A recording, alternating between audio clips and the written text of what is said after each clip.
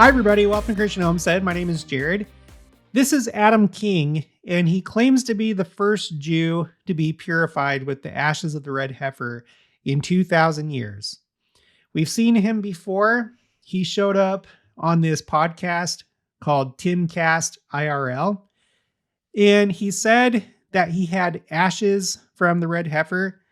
There was a practice that was done last year in July, and for some reason, according to him, he was given a little baggie of some of the ashes.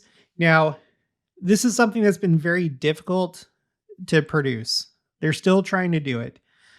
But when this story first came out, I was like, there's no way that they gave you some of the ashes, because in Judaism, this would only be the 10th red heifer in history to have been produced.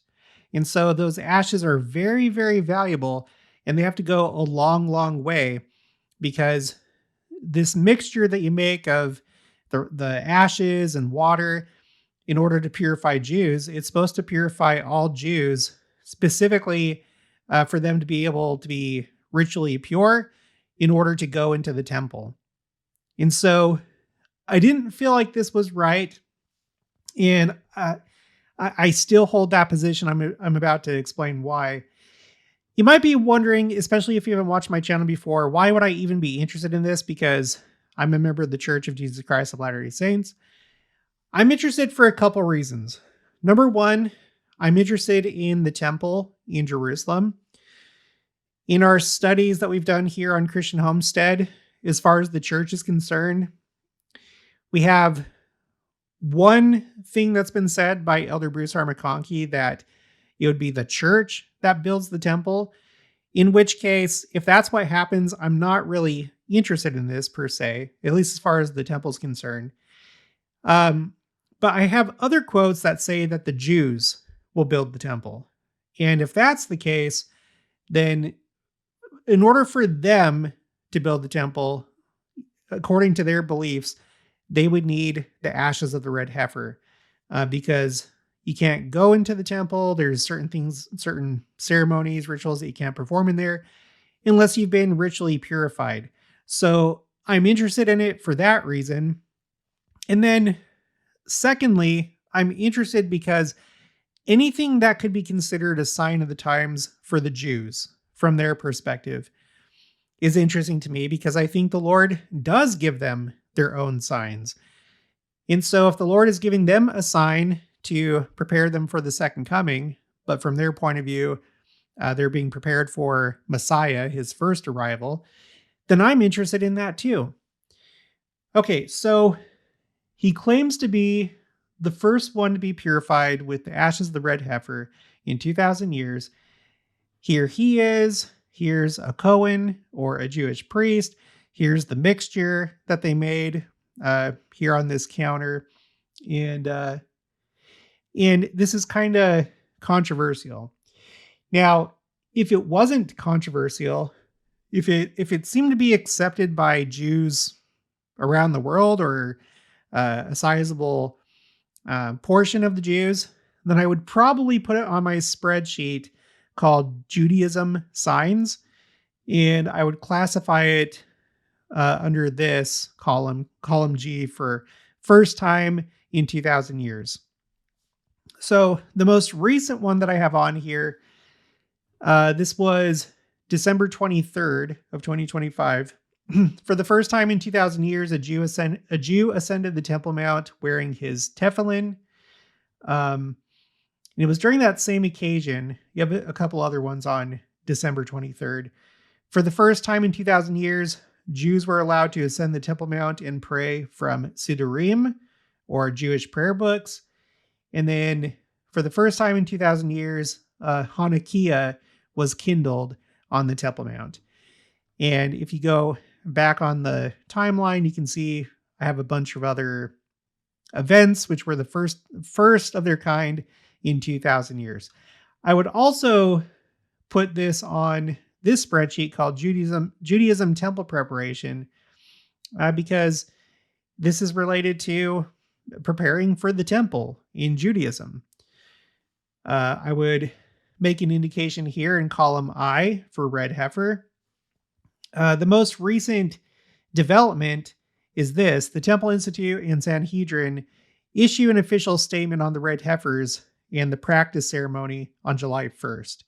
And we're actually going to read some of that in this video. So, like I said, this is all based on a practice burning that was done in July of last year. And Adam has written a new article talking about Adam King, claiming that he's the first one to be purified with these ashes.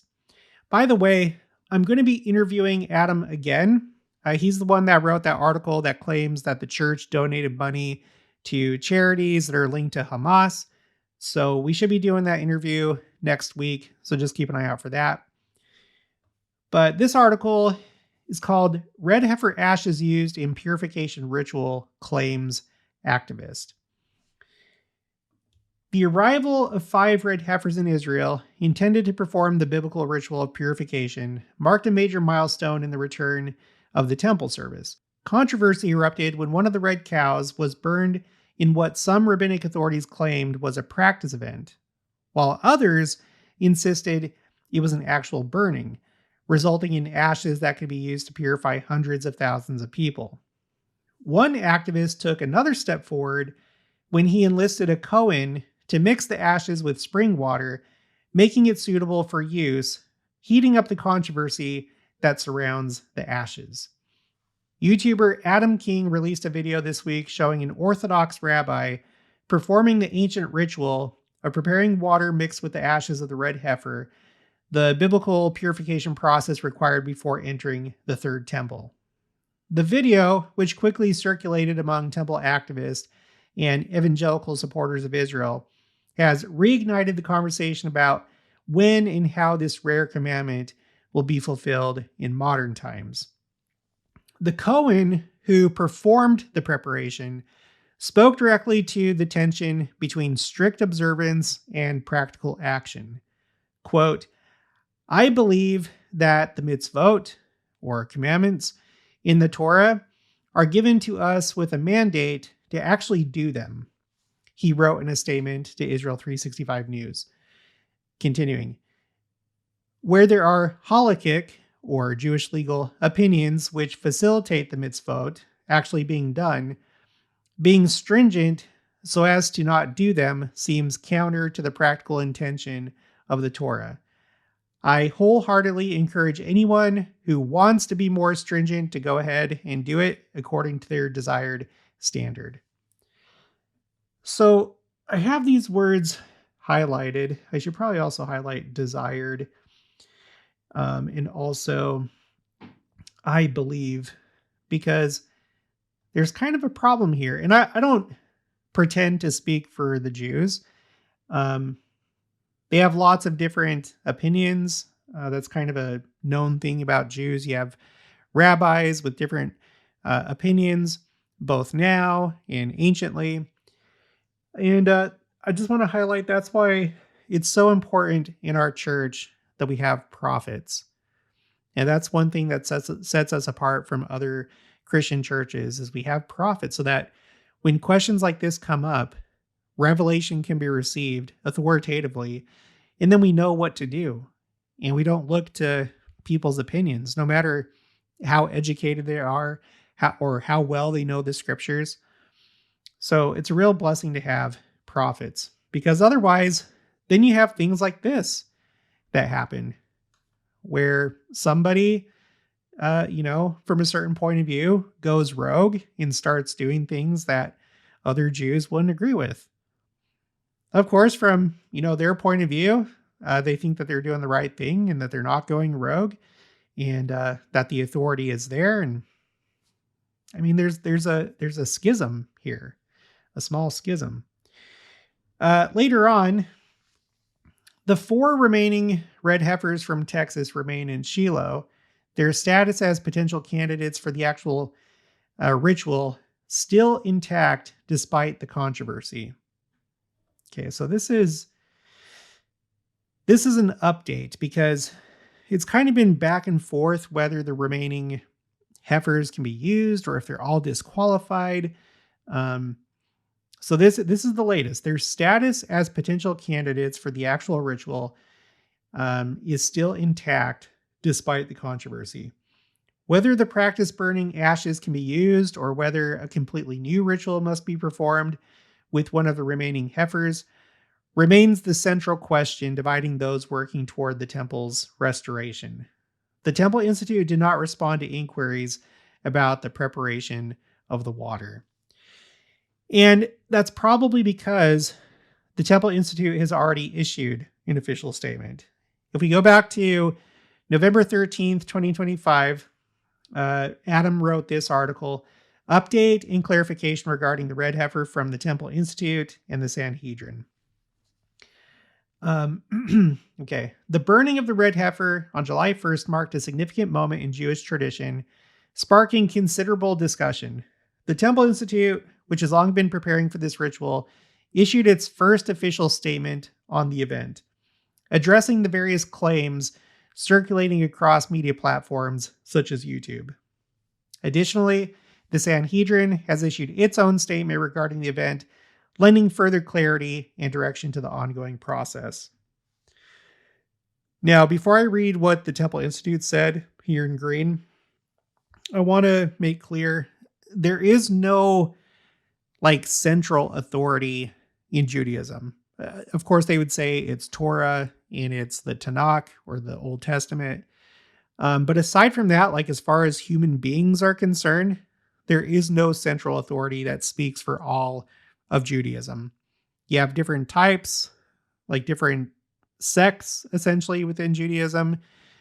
So a conservative Jew and a Reform Jew and an Orthodox Jew and a Haredi or Hasidic Jew, they're probably going to differ in their attitude toward the Temple Institute, the Sanhedrin, which, like I've said in other videos, it seems that the Sanhedrin right now is mostly just a activist group and kind of self-appointed. You do have chief rabbis. I don't know if each country has a chief rabbi, but I know that there's a chief rabbi in Israel. So this statement, it's not it's the law per se. There's going to be Jews that would disagree with this, but this is what they said. Okay. In light of incorrect information that has been published regarding the red heifer, the Temple Institute would like to announce, number one, for about 10 years, the Temple Institute has been engaged in preparations for producing the ashes of the red heifer, both from an educational and practical perspective. The observance of these commandments, the raising of a red heifer according to Torah law, and the production of kosher ashes for the purification of the ritually impure is very complex and includes thousands of details, which require great knowledge and skill in execution. Therefore, the process also includes a number of practical experiments and exercises. Number two, about 3 months ago, a practice was held in the Sumerian mountains in which a simulation of the making of the ashes of the red heifer were conducted. So just really quick, according to the organization that produced these ashes, it was a practice. It wasn't the real thing. And so for another rabbi to say otherwise, I mean, I guess if it's valid to him, then that's great. But that doesn't quite seem right. Okay, number three, of course, ashes of the red heifer that are not made on the Mount of Olives while facing the site of the Holy Temple are completely invalid. And then they reference the Mishnah in a couple different parts here, Maimonides, and so forth. So Shiloh is north of Jerusalem. It's in that part of Israel that belonged to Ephraim. It's where the tabernacle was anciently before Solomon's temple was constructed. But it's not like they chose a site in Shiloh that would have looked into the tabernacle. And even if they did, according to their belief, that wouldn't be valid. It has to be done on the Mount of Olives within sight of the Holy of Holies, like so that you could like look through the doors of the temple directly at the Holy of Holies. That wasn't done. So this is a big reason why this doesn't qualify. Continuing, therefore, we clarify that the simulation was only an exercise, part of a series of exercises that were, and with God's help, will continue to be conducted before we are properly prepared to fulfill the mitzvah according to Torah requirements. The act was not kosher for additional reasons, including a heifer was chosen for the exercise whose overall color was red, but was nevertheless the most invalid and unkosher of the heifers in our possession. Its tail was damaged, and it had a defect, right? Because the red heifers, they're supposed to be without blemish. So its tail was damaged and it had a defect. Likewise, the priestly garments worn by the Kohen conducting the practice exercise were not consecrated. Later on, I'm going to skip down. Number 4, for this reason, the ashes were mostly left by us in place without any care on our part. We did collect samples of the ashes by people who are tamei met, or impure due to contact with the corpse, and are therefore rendered ineligible. So that's another problem. I guess you have to be ritually pure to even collect the ashes once the ashes are produced. So, are therefore rendered ineligible for performing this mitzvah only for the purpose of checking whether the equipment we have is suitable for the task. Important lessons were learned in this regard as well. In any case, all of the ashes are completely ineligible. So I'm not going to read the rest of it. I did it in another video. And then this is the statement of the Sanhedrin in purple. And they just refer to the Temple Institute statement. So these two groups don't view them as eligible. And I must say, if I were Jewish, I would have to agree. It seems pretty obvious that it has to be on the Mount of Olives. I don't think you have to be Jewish to understand that. And then all the rest of this, I know that, doing everything correct, like, what was it? Having priestly garments that were consecrated, like that just seems like that's obvious too. So anyway, I watched the video on the Adam King Show YouTube channel, and they go to like this just random spring.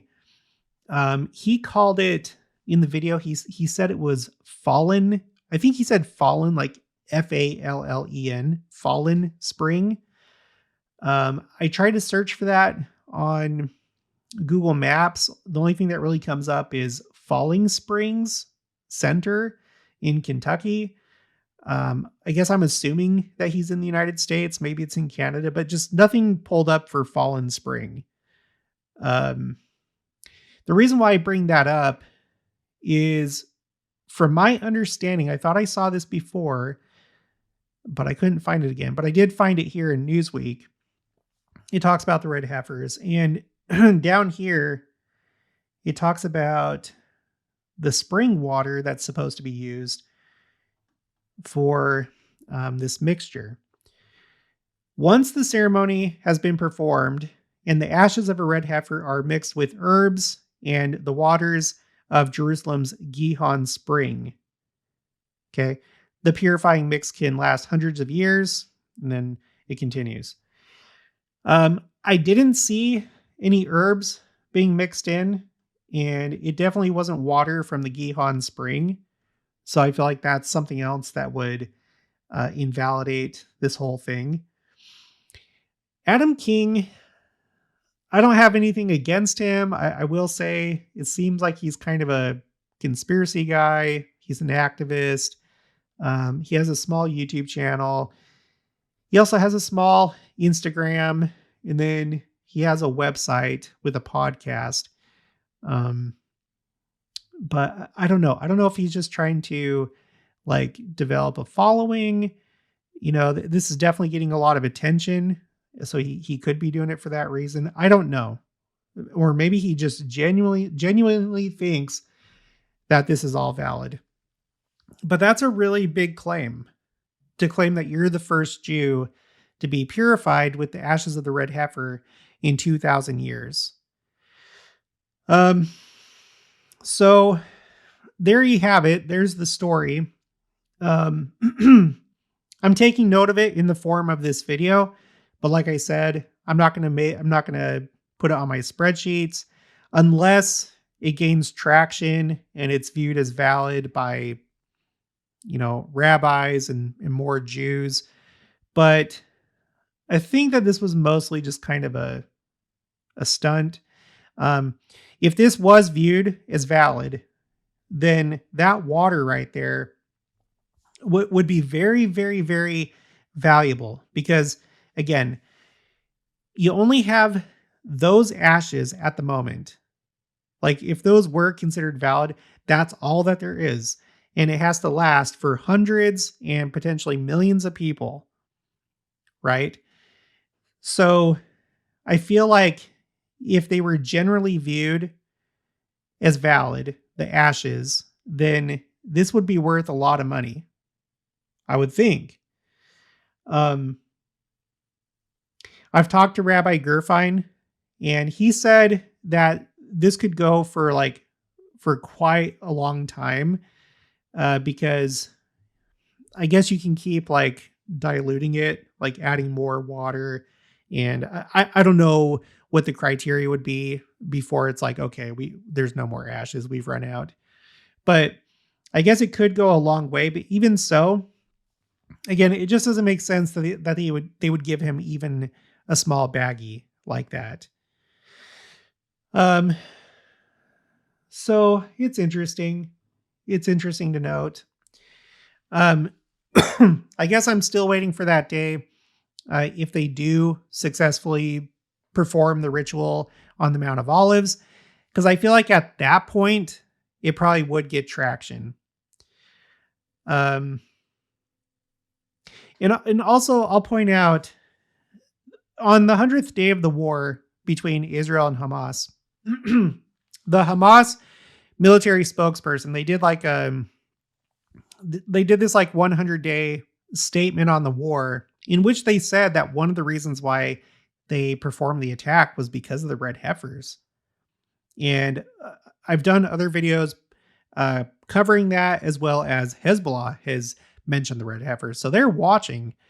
And so if the Temple Institute does this on the Mount of Olives, that's probably going to get a lot of attention.